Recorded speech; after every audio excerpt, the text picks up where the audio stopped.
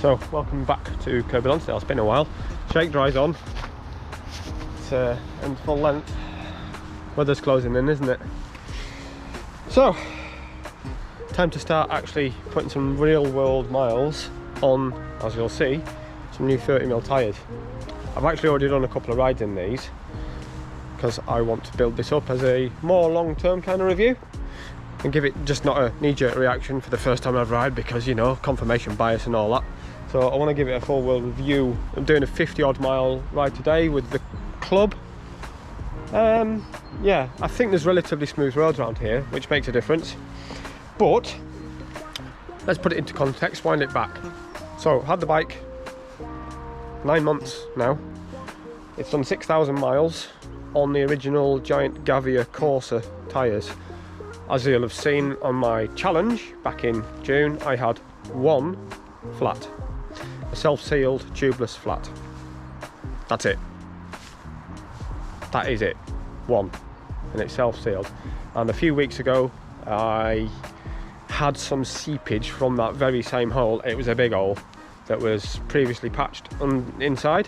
It started seeping on the iron wheel. So I decided that with all of the actual holes that are in it, because there was a number, to change them out for the first time.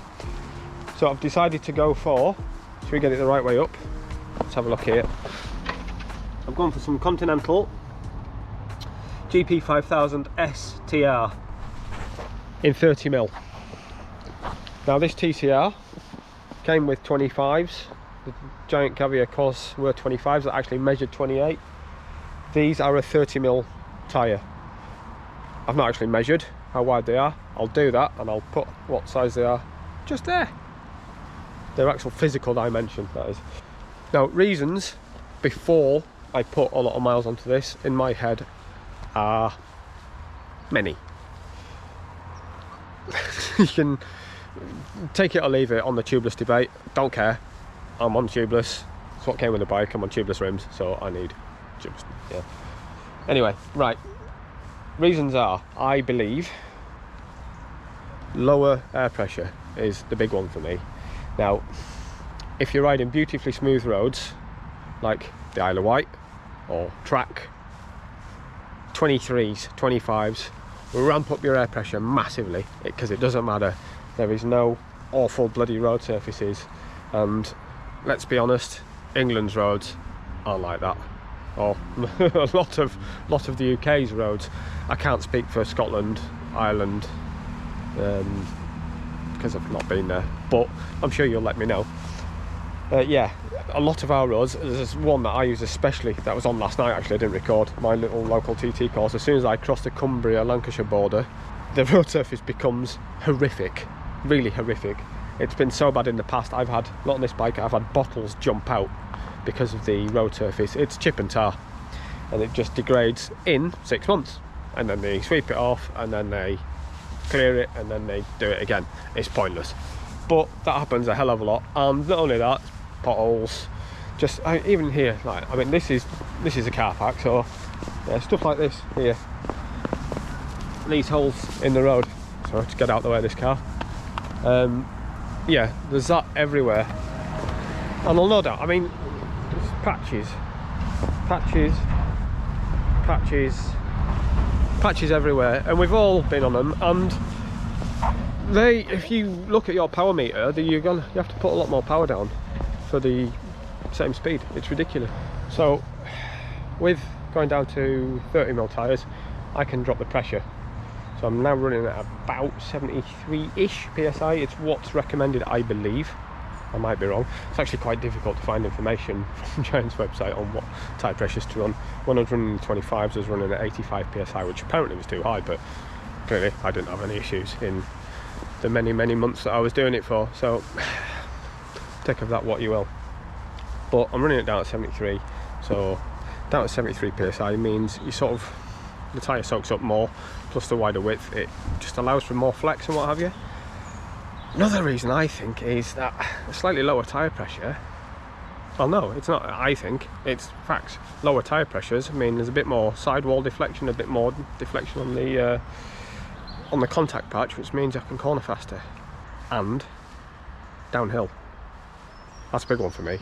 As you know, I'm already full knobhead when it comes to downhill.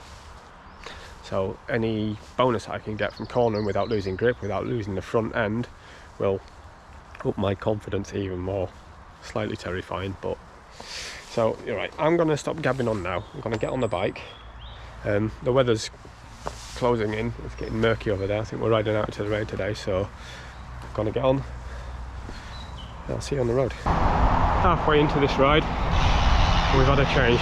Spent the first half following this guy, this powerhouse, absolutely flying along. About 30 k's we've done, or 30k an hour, 19.1 mile an hour, and we're doing the group ride with the boys. How are we doing? There's Chris again, and some Mark. A bit more leisurely pace backwards, so it's going to be a good marker of what the bike feels like at different speeds on surfaces. I'm explaining that I've gone out to 30mm tyres. Oh, it? So it's my first proper ride on them, on these surfaces. Have you noticed the difference? And massive. Yeah. Huge, yeah, I'm down at 73 psi. Yeah. It's what a difference it is. I've got 32s on. Yeah. There's 60 psi. That must be buttery. Yeah, it's like having suspension. Yeah. But so the rolling resistance isn't any different really. Oh, It's negligible, and the watts that you're saving through not rattling around. these road surfaces. I mean, look at the state of it. Yeah. Well, it's nice to know it's not just me that thinks the same then. Oh, right, oh, give you a clean. So, initial impressions, first 53 miles done on that. Yeah, absolutely transformational. These roads, as I mentioned, are appalling. So that, not just my opinion, you saw Chris's opinion there, he's gone even wider and even lower in the pressures, and that's a huge difference. A huge difference as far as I'm concerned. Just a bit wider contact patch. I fired it down some hills as well, around some corners, just to give it a little taster about handling characteristics of a wider and softer tyre, and confidence inspiring indeed. Really, that was really good. So see how the helmet hair is. Oh wow, okay, slick. Just let me tidy that up. Oh, that's better. Right, I am going to get myself away, but yeah, first impressions, as you can gather, absolutely brilliant.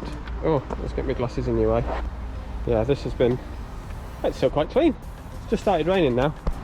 Next job this week, flip the stem. So this is coming down. I'm definitely getting lower in the drops now, so yeah, I'll be good. I've definitely still got a bottom bracket noise though. I was told it wasn't bottom bracket, but it's creaking whilst I'm stood up, so it's definitely not seat post. Anyway, right, I will see you soon. Bye.